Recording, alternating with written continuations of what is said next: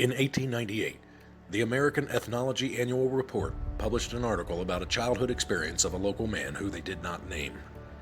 According to this publication, the man, who we'll call John, recalled one day when he was between 10 and 12 years old, living in Nautilus, Georgia. He had been playing by a river and using his bow and arrow for target practice. When he became bored with this, he decided to make a fish trap in the river. As he was stacking stones in the water, a man unknown to him appeared on the bank next to him.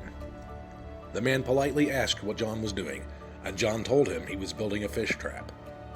The man looked over the job and said, "Well, that's pretty hard work, and you ought to rest a while."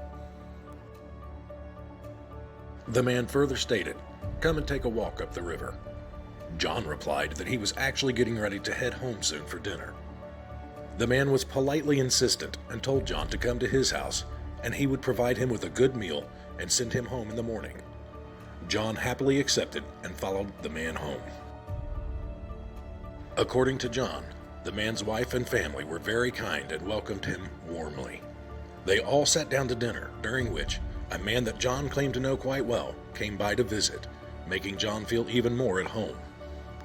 After a delicious dinner, John played with the couple's children. Eventually, he grew tired and fell asleep for the night. The next morning, he sat down to breakfast with the family. When they were done, the man set off with John to take him home. The man led him down a path with a fenced-in peach orchard on one side and a cornfield on the other until they came to a trail. The man then directed him in the right direction on the trail and told him to cross the ridge and he would come to the river road that would lead him home. After that, the man simply said he was going back to his house, and he left. John walked up the trail a short distance and looked back to wave at the man. When he turned around, the man was gone. There was no cornfield and no peach orchard, just trees for as far as the eyes could see. When he returned to his hometown, the townspeople came running and shouting, "He's alive!" and "He didn't drown!" When John recounted his adventure the previous day, people were astonished.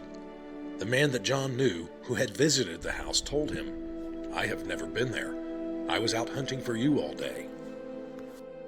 John then gave a detailed account as to where to find the house and the orchard.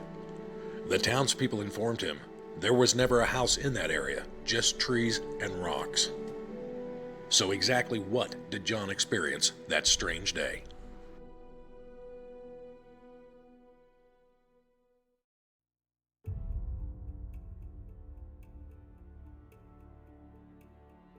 On the evening of October 24th, 1593, one of the strangest events in history began.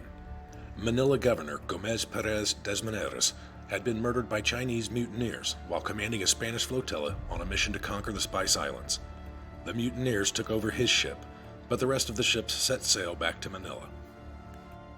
With the death of the governor, the Spanish Philippines had no leadership until the governor could be replaced, so Spanish soldiers were brought in to guard the castle and maintain law. One man was named Gil Perez. He was in his late 40s and spent more than half of his life as a soldier. While he was on guard, he lowered his head and drifted off to sleep, but for a moment. When he opened his eyes, he was confused. As he looked around, Perez recognized nothing about his surroundings. He was in the center of a busy metropolis, but one that was completely unfamiliar to him. Inquiring of passers-by as to his location, he was told that he was in the Plaza Mayor of Mexico City, 9,000 miles from where he had leaned against a wall only minutes before. Authorities in Mexico were alerted to the presence of Perez. Mexico City was governed by Spain at the time, and so Perez was brought before the local Spanish authorities to tell them why he was there. He explained exactly what he had experienced, and he also shocked them by telling them that the Philippine governor had been murdered the night before. There was no way he could know this, as it would take months for news from that region to reach Mexico. Viceroy Velasco was confused as to how to handle this case, so he sent Perez to church authorities on the Caribbean island of Hispaniola. Perez spent a month imprisoned by the church and being questioned by the inquisitors, who no doubt employed great pressure in an effort to get to the truth. In the end, they concluded he was a Christian man with no allegiance to the devil, and that if his story was true, he himself was not responsible for such a supernatural act. Within a couple of months, another Spanish galleon arrived full of needed supplies and goods, and also with the news that the governor of the Spanish Philippines in Manila had been murdered, on the exact night that Perez had claimed. Soldiers on this newly arrived galleon recognized Perez as a soldier who was stationed at the palace that same day.